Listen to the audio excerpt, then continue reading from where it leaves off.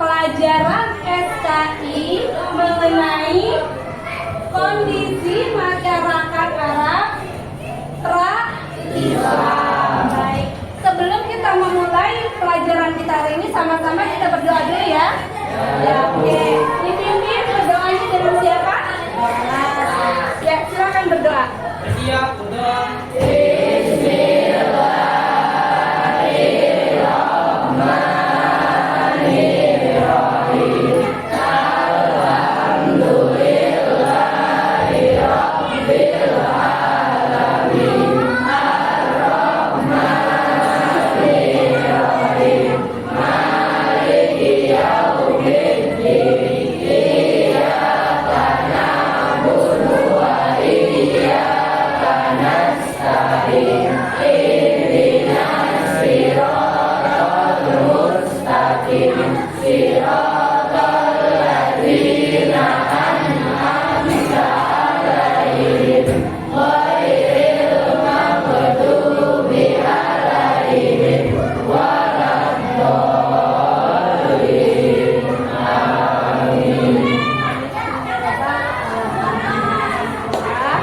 Hari ini hadir semuanya. Hadir. Tidak ada yang tidak masuk. Ada. Alhamdulillah semuanya semangat ya. Sarapan semuanya. Sudah sarapan dan sudah semangat sudah ya. Dan semuanya hadir semuanya ya. Ya baik.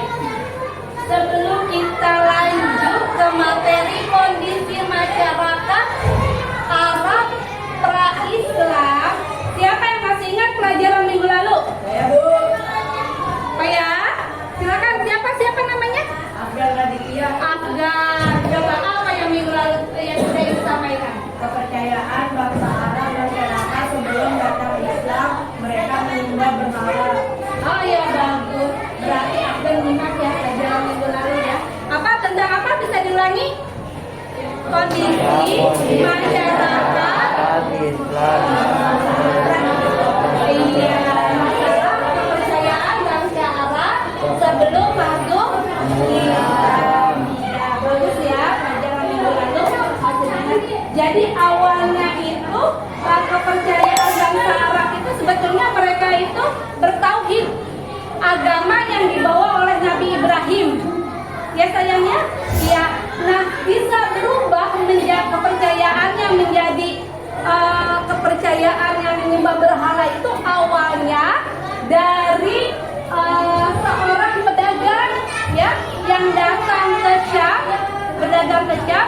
Kemudian ketika di kota Syam itu beliau melihat kepercayaan nenek moyang menyembah berhala. Akhirnya kepercayaan itu diyakini dan dibawa ke Mekah. Nah, semenjak itu ketauhidan agama bangsa Arab itu berubah menjadi kepercayaan nenek moyang dan menyembah berhala.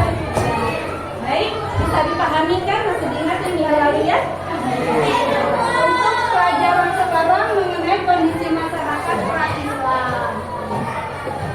Sebelum kita masuk materi, Ibu ingin sampaikan di sini ya, apa sih tujuan kita belajar hari ini?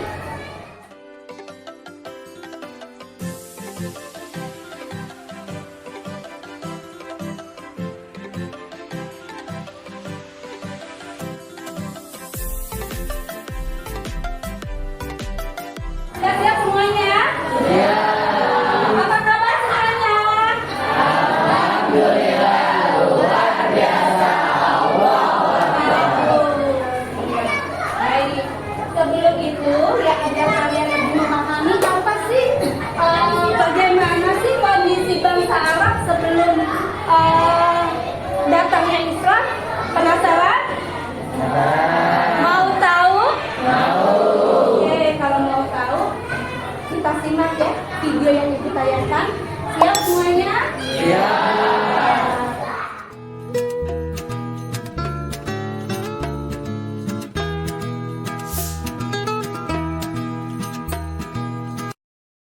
Assalamualaikum warahmatullahi wabarakatuh. Bismillah walhamdulillah wassalatu wassalamu ala rasulillah amma ba'du. Alhamdulillah, berjumpa kembali dalam sejarah peradaban Islam. Adapun materi yang akan kita bahas pada pertemuan kali ini adalah kondisi ekonomi dan politik masyarakat Arab pra-Islam. Yang pertama adalah keadaan ekonomi masyarakat Arab pra-Islam. Kondisi ekonomi bangsa Arab saat sebelum datangnya Islam sudah maju karena sebagian besar mereka berniaga dan berdagang, bertani, serta berternak. Masyarakat Arab Badui menjadikan peternakan menjadi sumber utama kehidupan mereka dengan gaya hidup berpindah-pindah atau nomaden. Adapun masyarakat perkotaan yang menjadikan peternakan sebagai mata pencarian utama diantaranya adalah Bani Sa'ad di Makkah. Masyarakat Arab di wilayah Yaman, Taif, Madinah, Najd, Khaybar, dan lainnya menjadikan pertanian sebagai mata pencarian utama. Sedangkan penduduk Makkah menjadikan perniagaan dan perdagangan di Jazirah Arab sebagai mata pencarian utama, terutama suku Quraisy. Peletak dasar perdagangan di Makkah adalah Abdu Manaf, yaitu salah satu kakek Nabi Muhammad SAW, dan perdagangan suku Quraisy ke wilayah utara dan selatan diatur pertama kali oleh salah satu putranya, yaitu Hashim bin Abdu Manaf. Adapun faktor yang membuat kota Makkah berperan penting dalam perdagangan di Jazirah Arab, yang pertama adalah perpindahan penduduk Yaman ke Makkah. Orang-orang Yaman yang berpindah ke Makkah tersebut mengajarkan tata cara dan keahlian berdagang kepada penduduk Makkah. Yang kedua, keberadaan Ka'bah sebagai pusat ibadah haji. Pada musim haji, masyarakat di seluruh Jazirah Arab bulan Dzulhijjah melakukan ibadah haji. Ibadah haji tersebut memicu berkembangnya perniagaan di Makkah, sehingga transaksi perdagangan di Makkah meningkat pesat.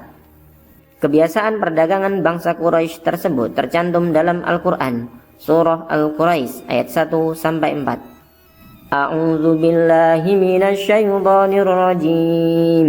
Li'ilafi Quraisy ilafihim rihlatasy syita'i was-shayf falyabudu rabb hadzal bait alladzi at'amahum min ju'in wa amanahum min khauf.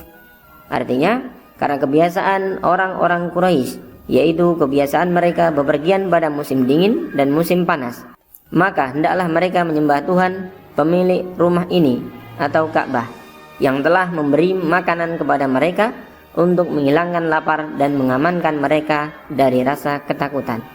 Arus perdagangan suku Quraisy dilakukan dalam dua jalur. Yang pertama, saat musim panas, arus perniagaan ke arah utara, yaitu ke negeri Syria atau Syam. Yang kedua, pada musim dingin, arus perniagaan ke arah selatan, yaitu ke negeri Yaman. Pada sektor ekonomi, riba telah menjadi tradisi masyarakat Jazirah Arab pra-Islam, sehingga sistem perniagaan masyarakat Jazirah Arab juga berdasarkan sistem riba karena terpengaruh sistem perdagangan dengan bangsa lain. Adapun alat transportasi yang digunakan dalam perdagangan mereka adalah unta, yang disebut sebagai Safinatus Sokhra atau perahu padang pasir. Komoditi perdagangannya meliputi sutra, gaharu, dupa, minyak wangi, kulit, rempah-rempah dari Nusantara.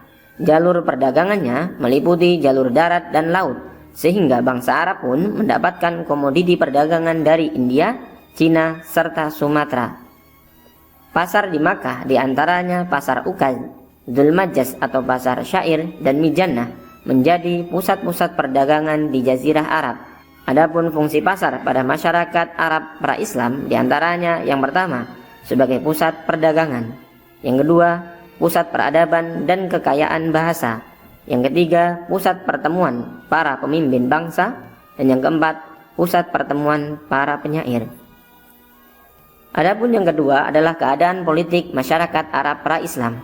Sebelum Islam datang, bangsa Arab dipengaruhi oleh tiga kekuatan politik, yaitu Kekaisaran Bizantium atau Romawi Timur, Kekaisaran Persia yang memeluk agama Zoroaster, serta dinasti Himyar yang berkuasa di Arab bagian selatan. Sedangkan kondisi politik Jazirah Arab terpengaruh oleh dua hal, yaitu yang pertama, interaksi dunia Arab dengan Kekaisaran Bizantium dan Persia, dan yang kedua, persaingan antara Yahudi dan Zoroaster. Kekaisaran Bizantium atau Romawi Timur berpusat di ibu kota Konstantinopel setelah runtuhnya Kekaisaran Romawi Barat. Sedangkan Kekaisaran Persia adalah Kekaisaran Persia pra-Islam terakhir yang dipimpin oleh dinasti Sasania atau Sasanid. Fanatisme bangsa Arab yang berlebihan dan loyalisme pada pemimpin suku sering menimbulkan peperangan antar suku, seperti Perang Fijar yang terjadi 15 tahun sebelum diutusnya Nabi Muhammad SAW. Perang Fijar merupakan perang saudara yang terjadi beberapa kali, di antaranya suku Kinanah dengan Hawazin, dilanjutkan suku Quraisy dengan Hawazin, serta suku Kinanah dan Hawazin kembali. Adapun beberapa kerajaan di Jazirah Arab yang pernah ada, di antaranya yang pertama Kerajaan Kindah antara tahun 180 sampai 529 sebelum Masehi. Kerajaan Kindah merupakan satu-satunya kerajaan yang berdiri di Jazirah Arab berdasarkan sistem kabilah. Raja pertamanya, Hajar Akil Al-Miror, tunduk di bawah Kerajaan Himyar di Yaman. Yang kedua, Kerajaan Ma'in dan Qotban antara tahun 1200 sebelum Masehi sampai 700 sebelum Masehi. Keduanya merupakan kerajaan paling awal di Yaman. Yang ketiga, Kerajaan Saba. Kerajaan Saba berdiri setelah runtuhnya Kerajaan Ma'in dan Qotban dengan ibu kota Ma'rib. Kerajaan Saba dikenal karena dua hal. Yang pertama, adanya Ratu Bilqis yang akhirnya menjadi Ratu Nabi Sulaiman, sebagaimana disebutkan dalam Al-Quran surah An-Naml ayat 20-24. Yang kedua, adanya bendungan Ma'rib yang besar. Bendungan ini menjadikan Yaman menjadi negeri yang makmur dan sejahtera. Namun kemudian, bendungan ini hancur akibat kelalaian dan kemaksiatan mereka, sehingga terjadi bencana banjir air bah yang sangat dahsyat atau disebut Sailul Arim, sebagaimana tercantum dalam Al-Quran surah Saba ayat 15-16. Akhirnya, penduduk setempat banyak yang pindah ke wilayah utara. Yang keempat, Kerajaan Himyar. Kerajaan Himyar berdiri setelah runtuhnya Kerajaan Saba dengan ibu kota Zofar. Raja-rajanya bergelar Tababi'ah. Yang kelima, pendudukan Romawi di Yaman. Zunuwas adalah Raja Himyar yang memeluk agama Yahudi, yang kemudian memberikan pilihan kepada orang-orang Nasrani Najran untuk memeluk Yahudi atau mereka dihukum mati.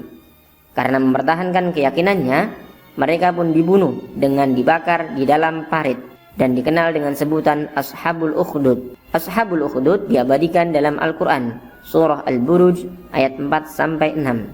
Sebagian dari orang-orang Kristen Najran melarikan diri dan meminta bantuan pada penguasa Habsyah Kristen yaitu An-Najasyi, yang kemudian meminta bantuan pada Kaisar Romawi sebagai pelindung agama Kristen.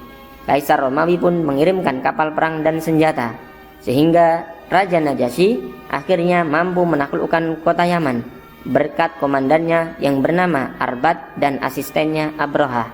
Namun akhirnya Abroha membunuh Arbat dan menjadi penguasa di Yaman.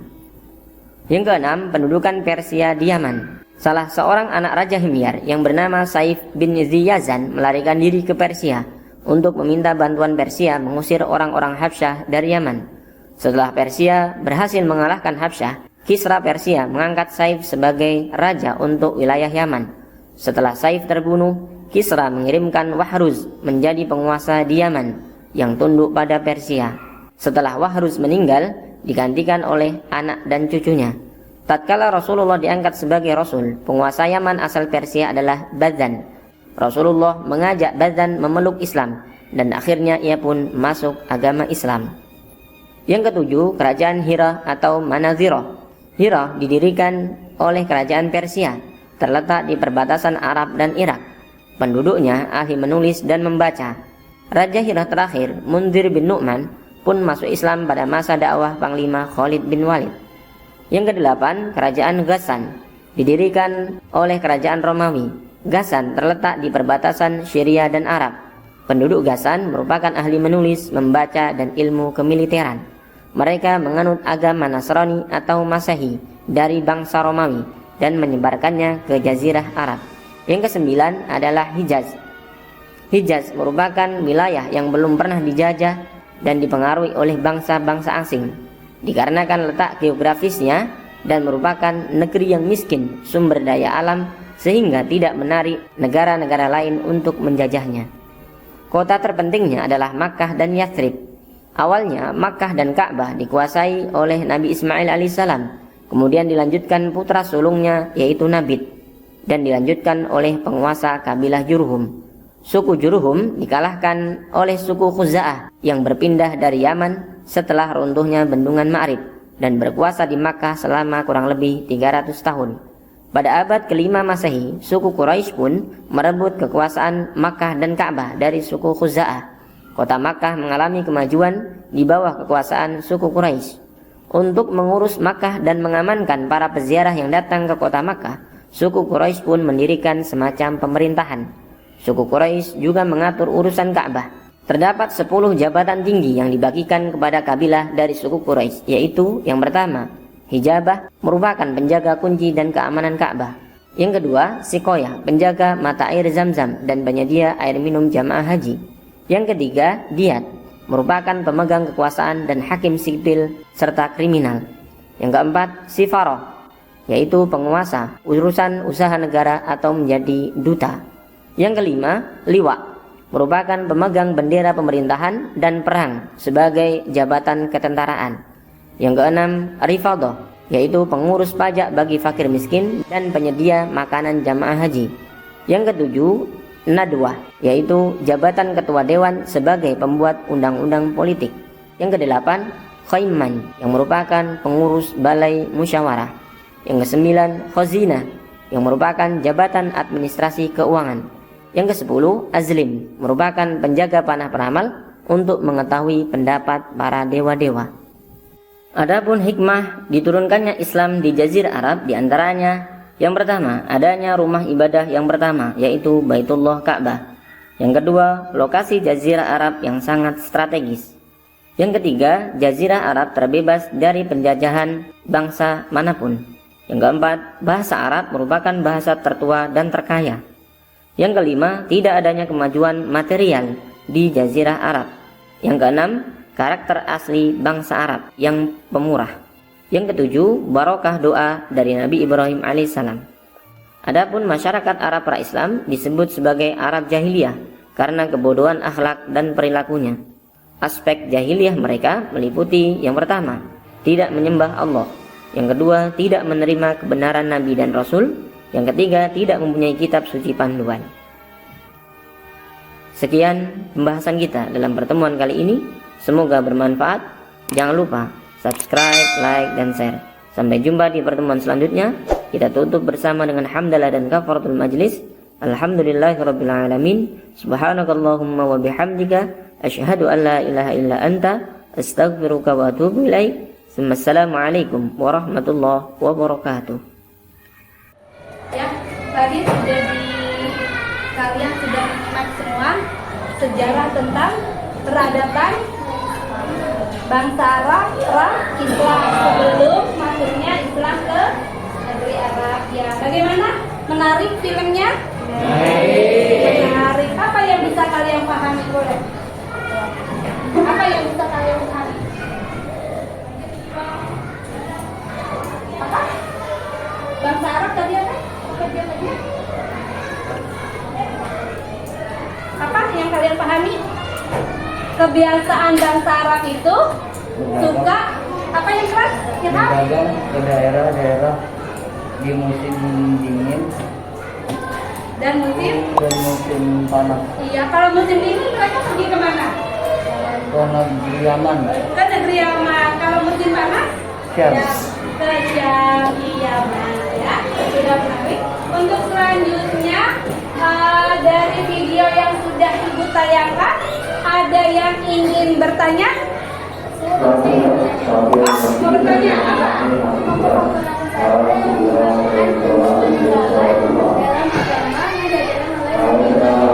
Oh ya, siapa namanya? Putri. Pertanyaannya bagus, berarti Putri menyimak ya. Faktor-faktor apa saja yang menyebabkan mereka pindah kepercayaannya ya? Iya, kira-kira faktor apa saja? Bagus pertanyaannya. Ada yang bertanya lagi? Bu, Siapa? Oh Ilham, dia boleh. Bu, gimana sih Bu kondisi masyarakat Mekah dari aspek ekonomi? Oh, bagaimana kondisi bangsa Arab dilihat aspek ekonomi. Ya, bagus pertanyaannya ya. Bagaimana kira-kira ya? Tadi sudah pertanyaan dari Putri, pertanyaan pertama, yang kedua dari Ilham. Baru 2 pertanyaan. Boleh satu lagi, siapa yang mau bertanya? Oh, siapa itu namanya?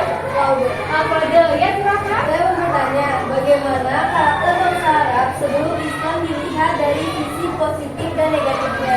Ya, pertanyaannya bagaimana karakter bangsa Arab dilihat dari sisi positif dan negatifnya. Tadi sudah menyaksikan kan film yang Ibu tayangkan? Baik. Untuk lebih jelasnya lagi, kalian diskusi ya, diskusikan ya mengenai film yang tadi sudah Ibu tayangkan. Siap berdiskusi? Dari pertanyaan-pertanyaan teman-teman sudah dicatat? Oke, kita bahas. Siap ya? Ibu bagi kelompok. Untuk kelompok pertama itu berwarna kuning. Ya, nanti ditulis ini ya. Ditulis ya sayang ya. Oke, ketua kelompoknya siapa? Claudia ya, Claudia ketua kelompoknya. Ya boleh. Ya.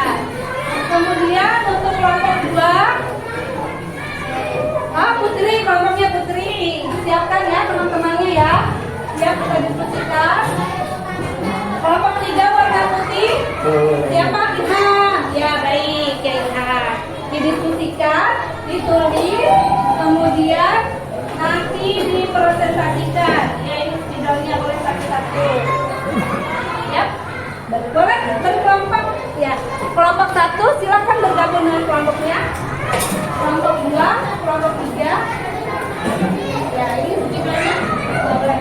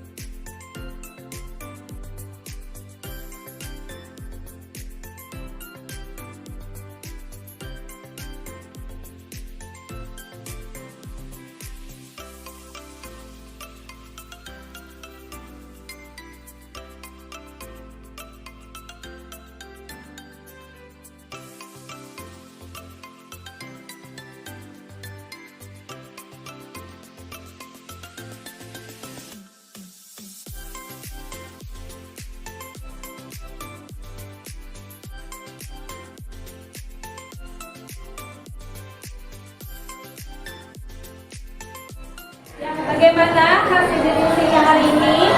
Sudah selesai? Baik. Untuk selanjutnya, Ibu minta dari kalian mempresentasikan ya hasil dari diskusi kalian sendiri. Untuk kelompok 1 mana coba? Kelompok yang mana? Ya silakan coba dipresentasikan. Apa? Ya, coba. Bagaimana kondisi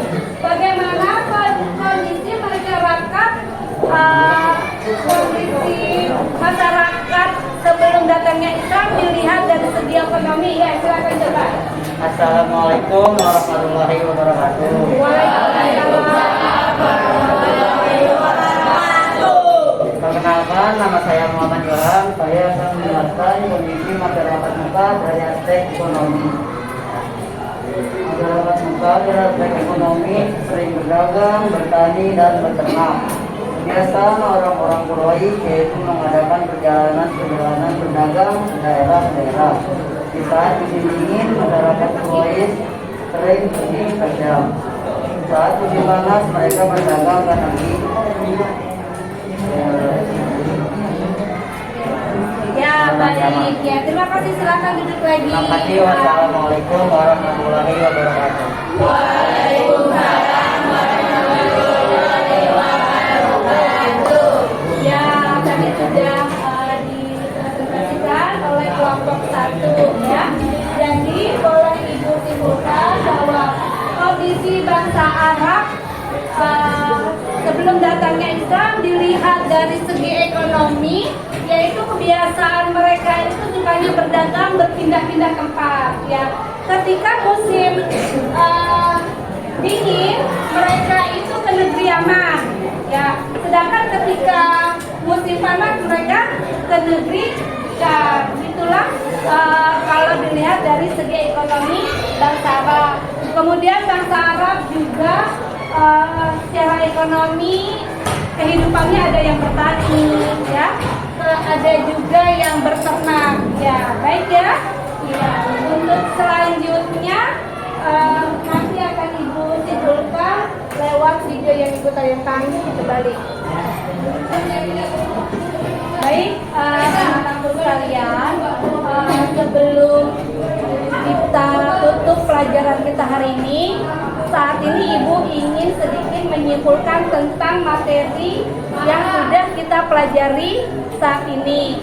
Yang pertama yaitu kondisi bangsa Arab sebelum Islam dilihat dari segi ekonomi seperti apa dan bagaimana. Kemudian kondisi bangsa Arab sebelum Islam dilihat dari segi politik. Kemudian kondisi bangsa Arab sebelum Islam dilihat dari keyakinannya. Untuk lebih jelas lagi, Ibu akan tampilkan, tayangkan video yang sudah Ibu sediakan. Silakan menyaksikan kembali.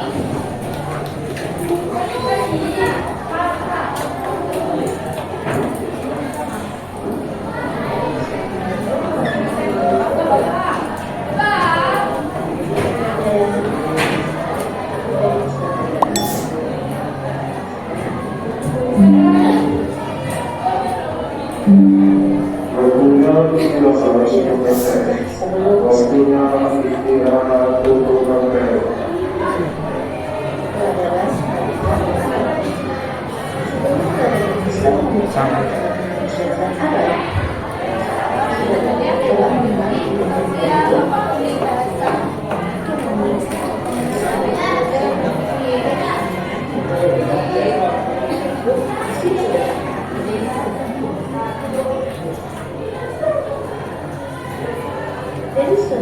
dari segi sosial ekonomi, berdasarkan pedagangan, perkotaan, perdagangan. Kota Mekah terdapat pusat perdagangan, yaitu pasar Mekah yang dibuka di bulan-bulan tertentu saja. Dilihat dari segi konsep kategori, menguruskan persoalan dalam masalah perang, pembagian harta dalam pertempuran tertentu. Kemudian dari segi keseluruhan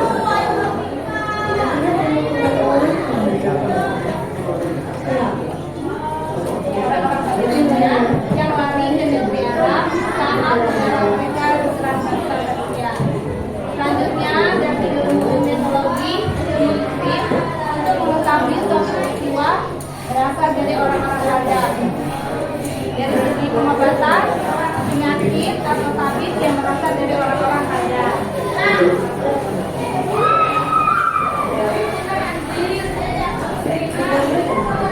Kebudayaan bangsa Arab sebelum Islam ya, Nana ya. ada beberapa nabi yang disebutkan Diantaranya Nabi Ibrahim. Karena itu sejak awal ajaran tauhid terutama di masyarakat Arab.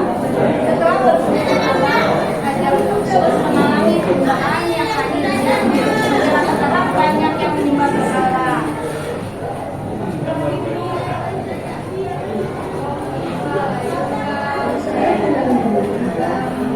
karena di bawah itu